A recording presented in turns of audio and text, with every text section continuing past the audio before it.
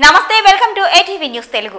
తాడేపల్లిలోని వైసీపీ కార్యాలయాన్ని జూన్ 22వ తేదీ తెల్లవారుజామున సిఆర్డీఏ అధికారులు కూల్చివేశారు. దీంతో మాజీ ముఖ్యమంత్రి వైఎస్ఆర్సీపీ అధినేత జగన్ ఎక్స్ వేదికగా ఘాటుగా స్పందించారు.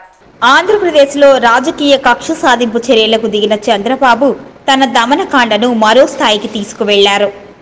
ఒక నియంతల తాడేపల్లిలో దాదాపు పూర్తి కావచ్చిన వైసీపీ కేంద్ర కార్యాలయాన్ని బుల్డోజర్ సహాయంతో కూల్చివేయించారు. హైకోర్టు ఆదేశాలను కూడా బేఖాతరు చేయలేదు. రాష్ట్రంలో చట్టం, న్యాయం పూర్తిగా కనుమరుగైపోయింది.